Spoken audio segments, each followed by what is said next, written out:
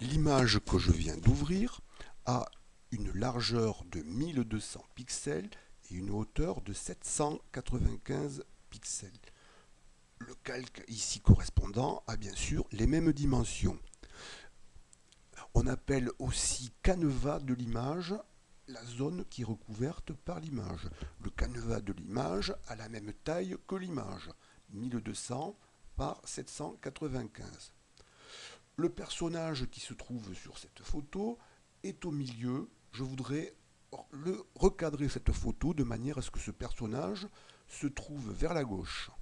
Je voudrais également supprimer sur la photo cette zone sombre ici qui gêne. Le fond de la photo étant assez neutre, je pourrais faire ces modifications. Donc je vais d'abord recadrer l'image, la retailler avec l'outil de découpage. Donc j'active cet outil, je laisse les options par défaut.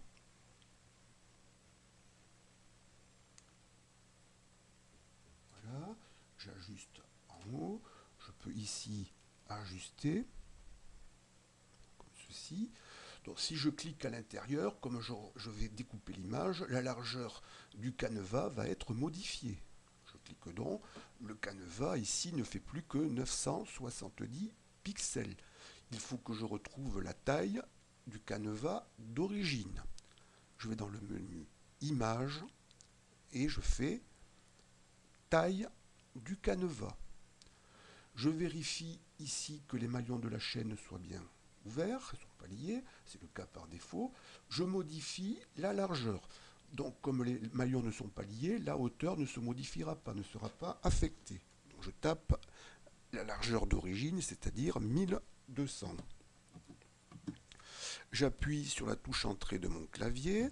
Voilà, je constate ici que le bord gauche de l'image va correspondre au bord gauche du canevas et que ici, il va me rester de la place. Je vais pouvoir donc agrandir de ce côté. Je clique sur redimensionner. Je décale ici. Voilà le nouveau canevas.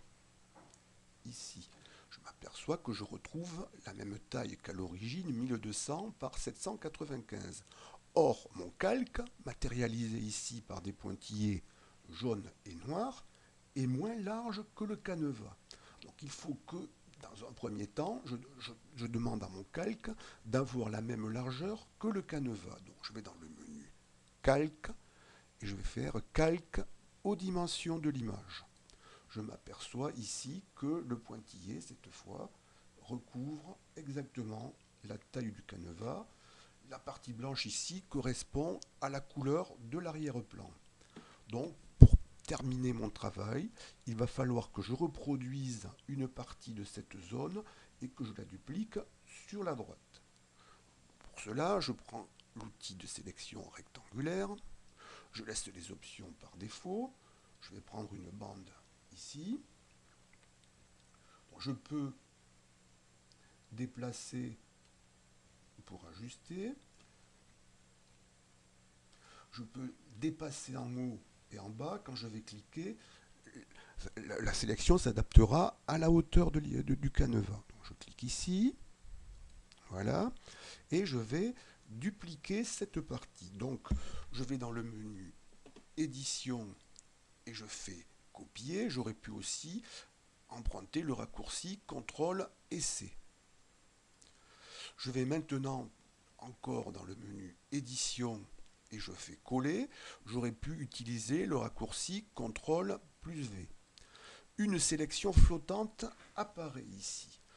Je suis bloqué, je ne peux travailler que dans cette sélection flottante. Si je clique ici, je ne peux pas aller ici. Je ne peux travailler qu'ici. Dans cette sélection flottante, je vais l'agrandir vers la droite. Je prends l'outil de mise à l'échelle, je laisse les options par défaut, je clique et je déplace cette poignée vers la droite. Je peux même déborder légèrement du canevas sur la droite ici, ça s'ajustera. Donc j'appuie sur le bouton échelle. Voilà. Il suffit maintenant que j'ancre cette sélection flottante sur le calque du dessous. Je vais cliquer ici sur l'icône correspondante qui est une encre. Donc il va ancrer le calque. Voilà. Donc mon personnage a été décentré. J'ai reconstitué la taille du canevas et j'ai reproduit la partie manquante. Évidemment, le fond de l'image se prêtait à cette opération. Par exemple, mon personnage va se trouver placé sur, on va le voir ici, sur une ligne de force, ce qui n'était pas le cas tout à l'heure.